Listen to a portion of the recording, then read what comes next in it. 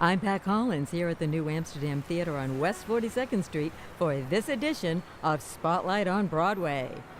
My guest for the next half hour is Thomas Schumacher, who is chairman of the board of the Broadway League and producer of Disney Theatrical Productions, plural. There's a reason it's plural. You have so many of them. Well, there are a lot of them. Well, at the moment you have Aladdin, and you have Frozen and Lion King. On Broadway. On Broadway. But there's 23 different productions of ours playing around the world, produced by us. Not including all these like licenses, because every high school is doing something. And that still includes Aida and Beauty and the Beast, which we just opened a production of in Shanghai. We have two companies, A Little Mermaid out in the world. We have Tarzan playing in Germany. So yeah, we have a lot of shows out there. Now, the three shows I mentioned just a few seconds ago, they're good examples, I think, of Disney's diverse casting. And was that initiative a priority for you when you became head of Disney Theatricals? Well, you know, I'm of the sort of sweet spot of the generation that, in a sense, didn't even think about it. It just was the only way we would do it. So if we went back in time and you were to see the production of Gypsy that I worked on in 1977, the Tulsa was played by my dear, dear friend at the time, Kirk Fukamitsu. And needless to say, the actual character that is Tulsa wouldn't have been Japanese American, but that was the logic way to cast it. Get the best guy who's the most entertaining and interesting. And, you know, don't forget, I also came off of, you know, Pearl Bailey playing Dolly Levi. Now we act like it's some big deal. And here, even within Disney Theatrical, of course, Toni Braxton played Belle on Broadway at the Palace Theater, you know. I mean, this is how we have always approached the work. And then when you add a show like Lion King into the mix, it obviously needs to be cast with a company of extraordinary actors from around the world, with 6 South Africans in every production. And that seems logical. And then we get to the obvious example that I think people have written about, some really nasty hate speech and some mostly supportive stuff, which is the way we have chosen to cast Frozen on Broadway, because the complexion of our production of Frozen doesn't reflect Norway or the Nordic countries, but it does reflect the population that comes to see the show and with whom we share the rest of our country. And you've had hate speech for this? Oh yeah, we've had a lot of nasty letters and some stuff. Yeah, you know, with social media, you're allowed to post anything you want, but I think the audience at large never even blinks. You know, when the curtain went up on opening night and James Brown III, JB3 to everyone on Broadway, steps forward as the king, I don't think anyone even missed a step. And yet, as an African American actor, he's clearly not the biological father of those two children, but we're clearly not in reality, because there's a talking snowman, and by the way, the whole thing is missing a wall. And we're all getting along just fine with that theatrical reality, so why not allow that truth to also come through with the performers and just get the best people that are the most exciting? Well, Beauty and the Beast, there was some diverse casting there. Oh, sure. Well, Toni Braxton playing Belle, but Ann Sanders, who plays the Queen in Frozen on Broadway, is Korean American, and she played Belle on Broadway, and actually also played Belle in Vienna, and she was in the original company of Beauty. And that company was, you know, Meshach Taylor played Lumiere at one point. So, and I think we were just trying to get that ball rolling at that time. And now, I don't know any other way to do it. And if you were to be upstairs at any night of Aladdin, you know, the principals are, you know, all, you know, right now, well, there's an African-American guy playing the genie, and a Chinese-American guy playing Aladdin. And Ariel Jacobs, whose brother Adam was the original Aladdin, she's now playing Jasmine, and her mom was born in the Philippines. So that's America.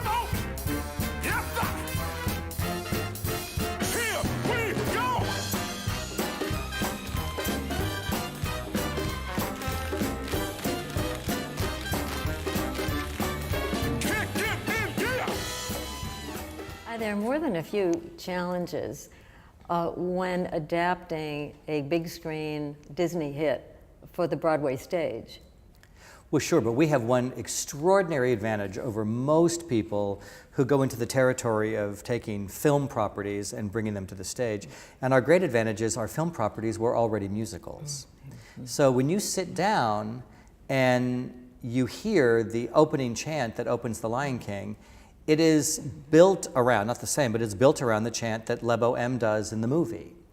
That the idea that they're going to sing Hakuna Matata or Can You Feel the Love Tonight or Be Prepared, it was already a musical. Aladdin was already a musical. Frozen, Beauty and the Beast, Little Mermaid, all these things were already a musical.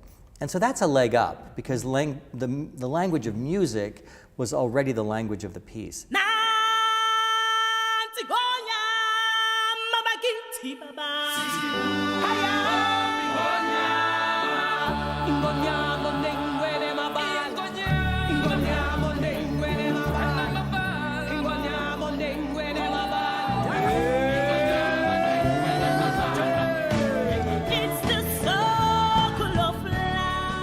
It's much harder to do what we did with Freaky Friday, which is to take a film property, a novel, which became 2 different films, and to musicalize that is much harder because you need some in-way for the music. Right. That one, the music, obviously, because it's about magic and people changing bodies and all that. When did you develop an interest in the theater? I celebrated a birthday last year, and it's as many years as I am old. It's all I ever thought about. No one in my family worked in the theater. My grandfather was in the movie business, but no one in my family was involved in theater or the arts at all. Was there music in the house? A lot of music in the house. My dad was a sort of a gin-inspired version of Captain Von Trapp, and so there was a guitar and all of us singing along. A lot of music in the house. But the theater was just something I always wanted to do, and I grew up, of course I went to school in the 60s and 70s in elementary school and into high school, and that allowed me to grow up at a time when there was every high school had a choir and an orchestra and a jazz band and a marching band. You know, you had everything, you had full orchestra, and because of that, we did productions with students playing the music, students building the scenery, it was just around us all the time. Were you that cool kid who starred in all the musicals and was head of the drama club? Well, I was so cool, I didn't do shows at my high school. So I did lots of productions, playing the youth in a production with adults. So I did a lot of community theater. So I was working with professionals, some retired, some people who kind of had dual careers, and it was just a joyful thing. But no, I wasn't the cool kid in high school.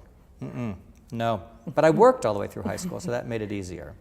I think it was a production of Pippin, and you walked off the stage, and that was it. And well, yeah, it was the summer of 1979. I was going into my senior year of college, and I was at a repertory theater in Summerstock, and I was playing Pippin and Renfield in Dracula. He's the one who eats the flies, and and Corporal Hamilton Steves in South Pacific, and understudy in Algernon in Ernest. And so I had these 3 roles to do and 1 to cover, and I realized it was a joyful time in my life, but acting did not make me happy. It didn't bring out the best in me.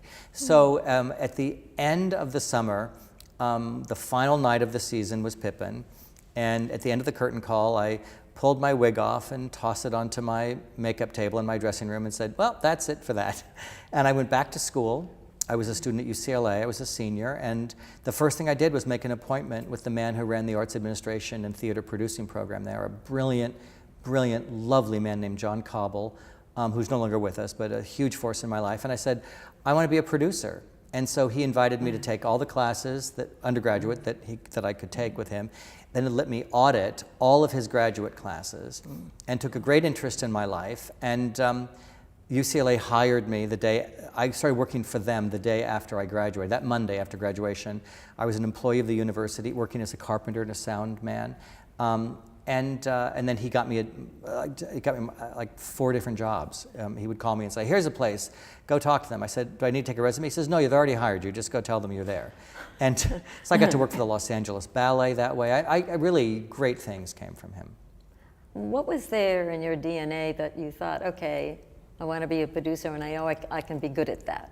Because you strike me as a perfectionist. Well, no, I'm not a perfectionist at all. Maybe because when I was in the 7th grade, I was taught how to climb a ladder with a crescent wrench and focus a Fresnel. And today today you would never let a child do that for fear they'd fall off the ladder. Yeah. Back then, we just, the biggest safety thing was make sure that the wrench is tied to your belt loop so you don't drop it on somebody's head. Climb the ladder, I learned how to focus lights, I learned how to build scenery, I learned how to do all of this stuff. And I do think that being a producer can sound, particularly because of, you know, the song, I Want to Be a Producer, but the reality is producers at their best are people who are in service. So if you've been taught your whole life about being in service to something, in service to the big idea, in service to the artists who are making it, in service to the people who want the show, in service to the audience, if you're raised with that sort of spirit and you have a point of view, then you can be a producer. If you don't think you're going to be in service, it's really a bad job. In what way, since you're very much involved with the Broadway League, in what way does the League encourage young people to be fans of the theater? We have a lot of programs. One is Broadway Bridges, which means every high school student in the New York school system will come to see a Broadway show while they're in high school. And it's a big commitment of ours. But then we also have intern programs, guest speaker programs. In your book, How Does the Show Go On? You describe the theater, and I'm going to quote here, as a place where everything is possible. Can you expand on that? When you're a kid and you're at play, you know, you'd have like a Matchbox cars and then a G.I. Joe and your sister's Barbie doll and some blocks, and you would make a play, which is why we call it a play. The activity of adding narrative to characters and playing with your stuffed animal, whatever, that's all making theater. But what we get to do on stage is do it in a frame, whether it's the literal frame of the proscenium or the frame of the conceit of professional or commercial theater. We get, or even amateur theater, once you say we're turning the lights on or we're directing the sun or your attention at us, everything is possible. I learned that a kind of sprung out slinky could be a tree, that Puck and Oberon could sit on trapeze and in a big white box designed by this fantastic designer named Sally Jacobs. And that is the forest. And I learned that the magic of making all of this stuff meant that everything was possible for the audience. You would believe whatever it is that we presented, whether it was a naturalistic looking set, whether it's a big, vast piece of silk, or whether it's in fact an elaborate production. And so when I say everything is possible, it's because it is, because you're engaging the audience's imagination. Your book, I think, is an absolutely perfect introduction to the theater for young people. Did you have that in mind? Was that the reason you wrote it? When I decided I wasn't going to make animated movies anymore, and I was going to focus exclusively on the theater, because I was doing the two of them for about 10 years together, I thought, I want to write a book in all my free time, since I'm not making movies anymore. I thought I'll have all this free time. So I said to a very close friend of mine, Jeff Curdy, who helped me with the book and co-wrote the book with me. I mean, he'd written a lot, and he's written a lot of famous books and stuff. And I said, I want to do this. And he said, well, then let's start. And so when we were walking through Central Park up to the Apollo Theater, so we got to the end of the park and then walked the last 15 blocks up to the Apollo, we framed the idea of the book. And my big concept for the book, which is now out of print, although there's copies around at Amazon and all the book sources, was that there's so much more to the theater than acting. That there's all these other jobs in the theater that most people have no idea about. What's a house manager? What happens backstage? What does the carpenter do? What does the electrician do? What's a dresser do? We run a beauty parlor in every theater, you know, with all these wigs and hair being done. Who would think, what kid who loves to play with hair and wigs thinks I could work in the theater? The kid who wants to play with puppets or make puppets. We've got the biggest puppet in the world, you know, at the Lion King over at the Minskoff, and maybe the, you know, second most articulated puppet is spectacular Sven in Frozen. Well, there's a job for you there, learning how to work with that, manage it, taking care of it. So it's not just actors, it's directors and choreographers and designers and all the people who make it happen. The extraordinary prop people who keep something in your hand and grab it and take it and go. And the organization of that, and the stage managers, there's so many jobs. And they're all so vital to delivering the thing that looks like a, you know, this instant magical thing that is in fact the result of an extraordinary number of very gifted people working together.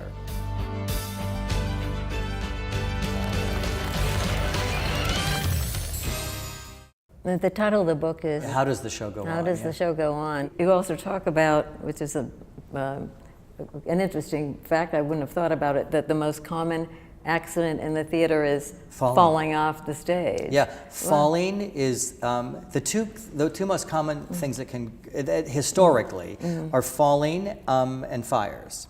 Fire, as we've gotten around. Fire in the theater is very rare. But if you actually look back over time, all the great theaters burned down. In fact, it's impossible to go to a historic theater and not have someone tell you about the horrible fire, because lighting was from torches, and then lighting was from burning lime, as in I'm in the lime light, which is literally lime, which is ignited and casts kind of a greenish but bright light with a reflector behind it.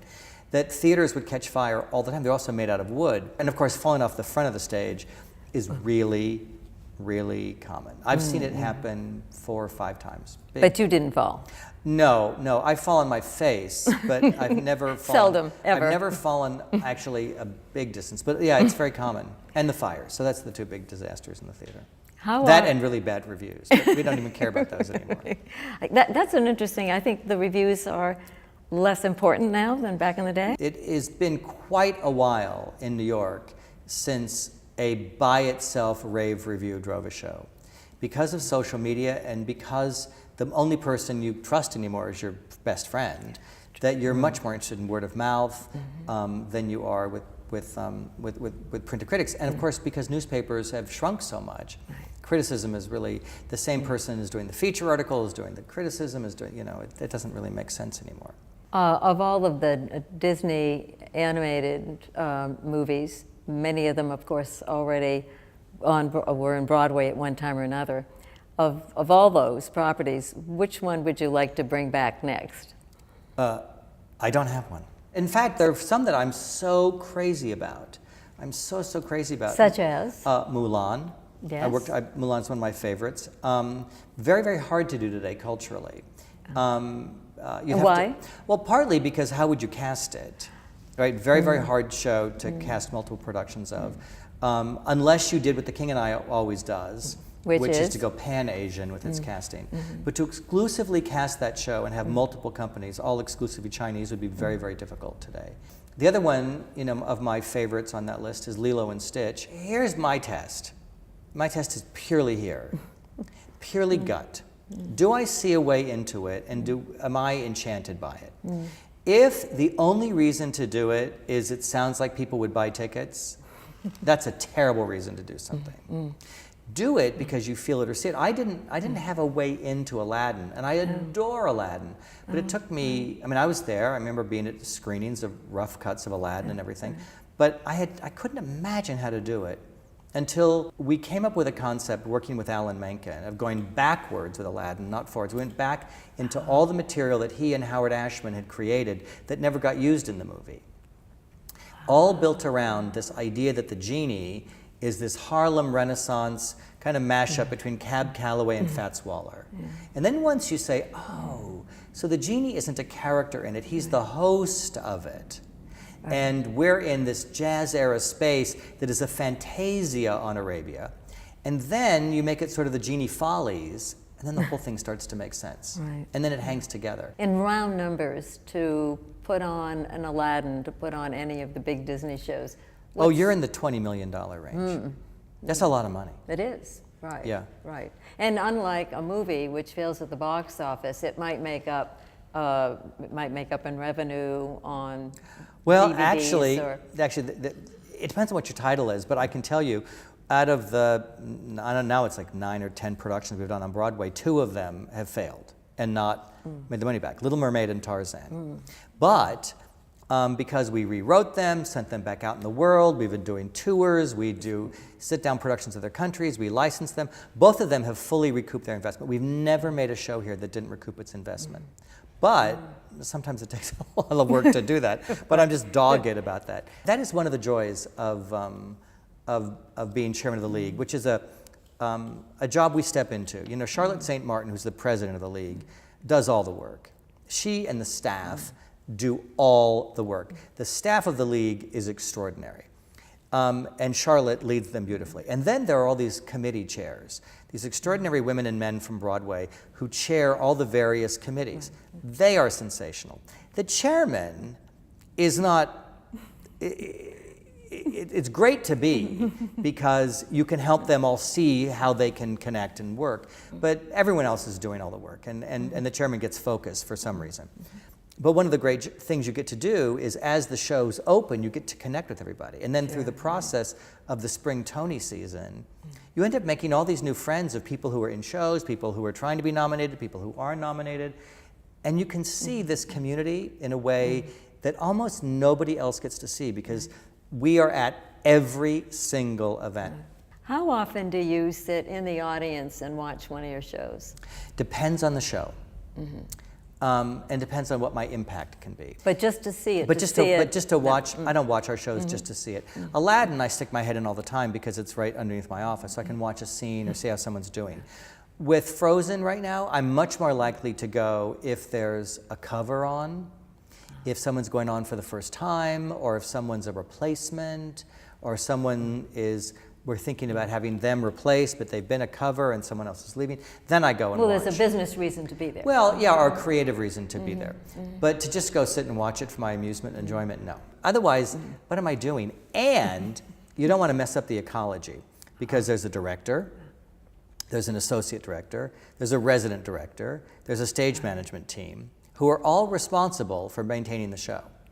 So if I go just randomly, then everyone wants to know what I thought. Now, if I start going backstage and giving notes, I mess the whole thing up. In the theater, never forget you will always be a student. Do you still consider yourself a student? Always. Really? Yeah. Always. I do it so that I can learn from my students. I mean, I have a lot to share. I have a lot of experience, and I happen to be just exactly born at the right time where I can bridge this span. So people that I knew, these extraordinary people whose work I saw or whatever, that I can share what I learned from them, so that's teaching. But then these students every year, and this year was a particularly great class, then I'm learning from them. I'm learning from them by the questions they ask. I learn from them by the things they say I should see. You know, what did you see this week? Who saw what? What did you like about it? Why'd that resonate with you? Also techniques. We're always learning from each other. I mean, Michael Grandage, who was so open-hearted all the way through as he was directing Frozen, would ask me, so how does this work? And then I would, like some visual element we were going to add, and I would explain it. I'd fly in someone to talk to him, because we were doing a production on a scale that he had never worked with some of these materials before. And likewise from him, I learned so much about how to make the dynamic within a scene play, or how you could make something safety-proof so that people could, no matter what happened, the actors are going to connect at a point, whatever it is, that we're always learning. That, and if you're not, what's the point? 11 or 14 cast members in Newsies were having their Broadway debut on opening night. Think about that, the young people and the old people, but we all get to work together. That whatever generation you're in, we're all in it together.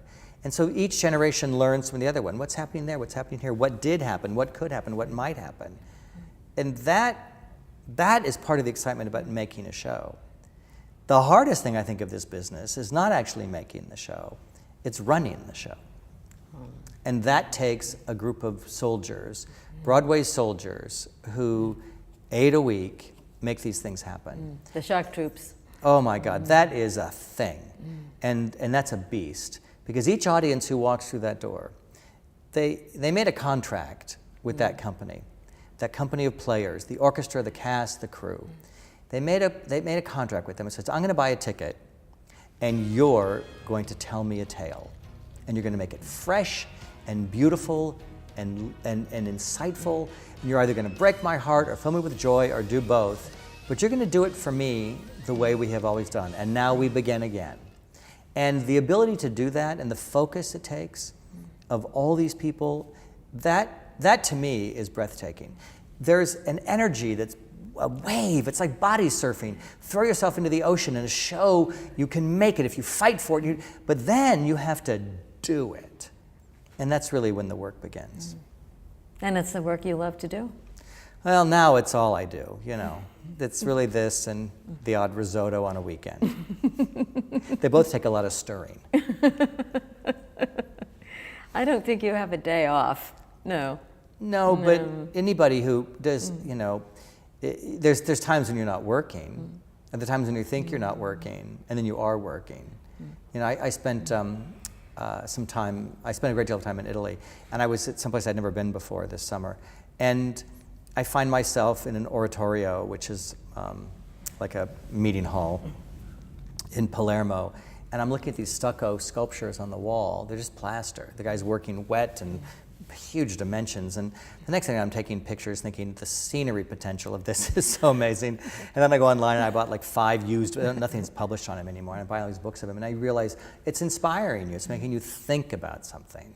And so all of us are doing that, whether you're writing or producing or directing or acting or playing music or writing music, you're hearing and listening all the time. Email has taken away our ability to ever check out.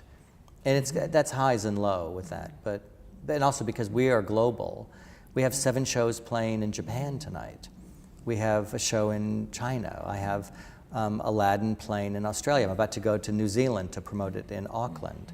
That because we're all over the world, we're in every time zone. So no matter when your insomnia hits in, there's always an email to check.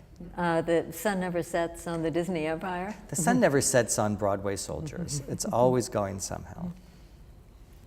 Tom, so good to be with you. Thanks for coming. Hey, and you're here in the beautiful New Amsterdam. I am in this incredible space. So thanks for coming all our way. The Aladdin folks just up from us, yes.